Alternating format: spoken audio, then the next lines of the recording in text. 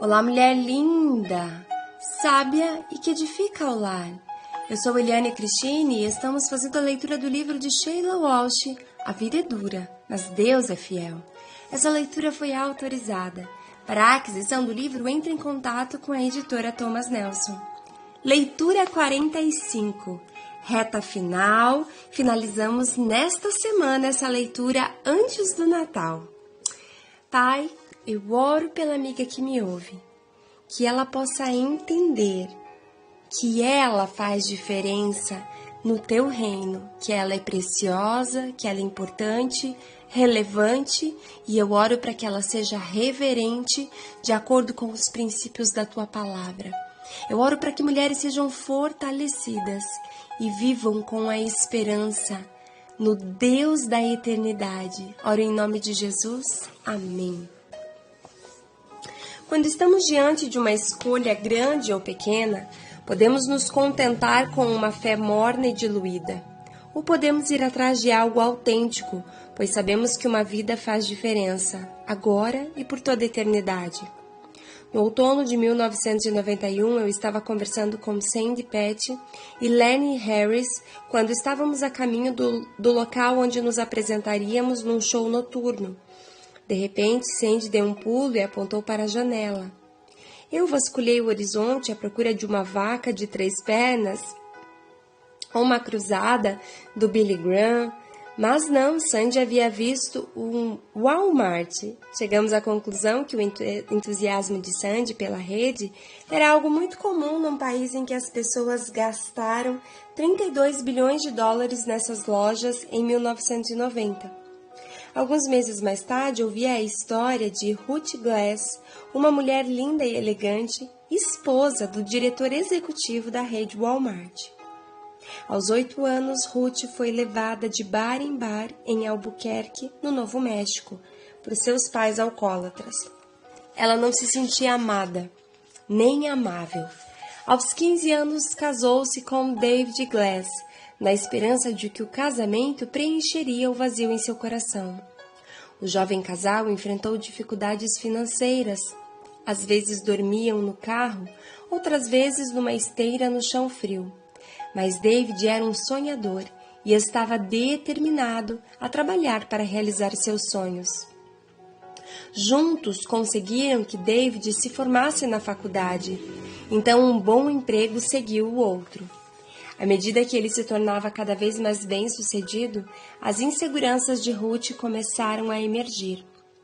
Após ganhar algum peso com as gestações de seus 2 filhos, ela começou a tomar remédios receitados por seu médico para reduzir seu apetite.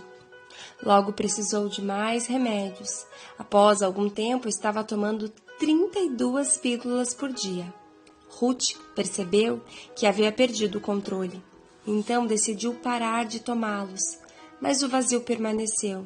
Então Ruth começou a beber. Uma taça de vinho antes de sair à noite, algumas taças quando chegava ao seu destino e outra taça quando voltava para casa. Certa tarde, após ter bebido o dia inteiro, David entrou e olhou para ela, deu meia volta e levou as crianças. Ruth sabia que havia se transformado em tudo aquilo que odiava em seus pais. Ela se tornara uma alcoólatra fora de controle. A tarde se transformou em noite e aos poucos um plano surgiu em sua mente. Existia uma longa estrada cheia de curvas ao longo de um penhasco perto da casa da família Glass, e Ruth decidiu fazer seu carro sair da estrada e cair. Ela encenaria sua morte como um acidente. David casaria novamente, as crianças teriam uma nova mãe que as amasse e cuidasse delas e não haveria divórcio penoso. Quando Ruth me contou sobre seu plano de suicídio, fiquei arrepiada com o cuidado de seu raciocínio. Em sua opinião, seria um ato de amor maior. Durante os próximos dias, Ruth permaneceu em seu quarto, indiferente ao tempo que passava. Finalmente, ligou a televisão e ouviu uma voz que lhe disse que Jesus a amava. Cativada por essas palavras, Ruth clamou a Deus para que ele a salvasse. Ela sabia que esta era sua última chance. Quando orou, Uma paz e uma alegria como ela jamais havia sentido antes começaram a crescer em seu coração. E Ruth sabia, sem qualquer dúvida, que ela havia encontrado o Deus do universo. Todos os dias, então, Ruth passou a ler a Bíblia com uma taça de vinho e um cigarro. Leu e releu os evangelhos. Ela não sabia como um cristão deveria viver. Queria apenas aprender mais sobre esse Jesus que a amava. Certo dia, percebeu que estivera lendo já durante algumas horas e que sua taça de vinho continuava cheia. Deus havia curado seu coração. Ela não precisava mais do álcool. Ruth havia desistido de si mesma e Deus se tornou seu refúgio e sua força, uma ajuda muito presente em meio às dificuldades. Salmos 46, do verso 6 ao 7, diz que nações podem se enfurecer e reinos se deslocar, mas a voz de Deus derrete a terra. Nada resiste ao poder de Deus. Ele faz guerras terminarem, guerras que são travadas ao nosso redor e guerras de lágrimas e incertezas que são travadas contra nossas almas. Parem de lutar, escreveu o salmista. Saibam que eu sou Deus. Quando paramos de lutar, reconhecemos as obras e a força de Deus. Reconhecemos como Ruth que Deus esteve conosco desde o início e que Ele deseja nos curar para que nós possamos servir a Ele. Hoje, Ruth viaja pelo país compartilhando com outros o amor de Deus. Alguns escondem sua solidão por trás de ternos feitos sob medida. Alguns afogam suas dores em drogas e álcool. Ruth lhes conta que Deus não é um velho homem distante e benevolente, mas uma ajuda muito presente em tempos difíceis. A vida de Ruth está fazendo diferença no país inteiro. As nossas vidas também. E fazem diferença não só para as pessoas próximas de nós, mas também para o Senhor. Nós o ouvimos aplaudindo? Sempre que penso em Ruth, na diferença que ela está fazendo, lembro-me da história de um maestro famoso que veio da Alemanha para a América do Norte dirigir uma das maiores orquestras já formada. Foi uma apresentação incrível e quando o crescendo final esvaeceu, a plateia levantou, aplaudiu e gritando. A única exceção foi um homem na primeira fila, que permaneceu sentado, recusando a bater palmas. O maestro desceu do palco estressado e alguém disse: "O que houve? Ouça os aplausos, ouça os gritos." Um homem na primeira fila não está aplaudindo, o maestro disse. "E daí?" respondeu o outro. "Ouça todos os outros." "Você não entende," o maestro disse com tristeza. "Este homem é o meu professor. Ele é o meu mestre." Muitas vezes me pergunto também quem está aplaudindo. Ruth Glass deveria ser capaz de ver o Senhor aplaudindo sua vida. Certamente, eu consigo vê-lo batendo palmas. No entanto, preciso fazer essa mesma pergunta a mim mesma. O Senhor está me aplaudindo? Se Ele estiver sentado na primeira fila da minha vida e não estiver aplaudindo, é porque eu me contentei com uma fé diluída, quando poderia ter conseguido melhor. Uau, que ensinamento! A grande verdade é, será que Deus está feliz com o nosso testemunho?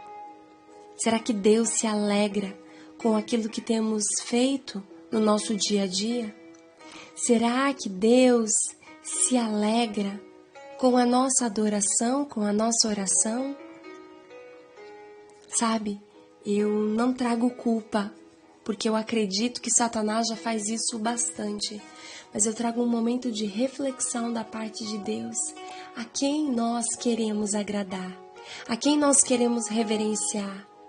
Qual tem sido o propósito e o objetivo das nossas vidas? Que o Senhor possa converter os nossos corações a Ele. Que os nossos corações possam estar voltados para Ele. E que o motivo do nosso louvor, da nossa adoração e de tudo aquilo que fazemos seja tão somente para que o nome dele seja glorificado. Lembre-se, tudo aquilo que fazemos repercute no reino espiritual e também no natural. No dia de hoje, eu tirei algum tempo para ficar com a minha filha de 2 anos e quase 3 anos, 2 anos e 10 meses. E aí nós começamos a brincar de massinha, então ela esperou eu fazer a minha criação e eu fiz uma menininha de saia com a massinha. A minha filha esperou eu terminar e foi tentar fazer a dela. E ela não conseguiu fazer igual, então ela queria o meu projeto, a minha criação. Então eu disse, se a mamãe tirar ela daqui, ela vai quebrar, porque ela é muito fragilzinha. Então venha você e sente aqui na cadeira. E eu dei o meu projeto para a filha. E a lição que eu aprendi é que em todo o tempo nós somos observados. E tá aí um belo exemplo, somos observados pelos nossos filhos. Tudo o que fazemos eles querem copiar, mas não são só os nossos filhos. As pessoas ao nosso redor escutam o Evangelho através das nossas ações. Que Evangelho temos pregado em nosso dia a dia, no trabalho, no nosso relacionamento, o quanto isso tem sido um divisor de água na vida das pessoas. As pessoas querem o Evangelho porque veem o nosso testemunho, ou as pessoas se afastam do Evangelho porque também veem o nosso testemunho. É tempo de colocar o nosso coração em Deus, de parear, não o celular com o Bluetooth, mas parear o nosso coração com o de Deus, para que Ele possa fazer da nossa vida um testemunho vivo das suas mãos e do seu poder.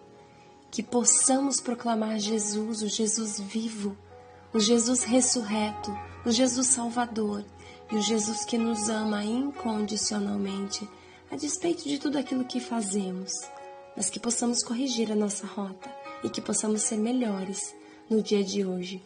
Um grande beijo, Deus te abençoe e até a nossa próxima leitura.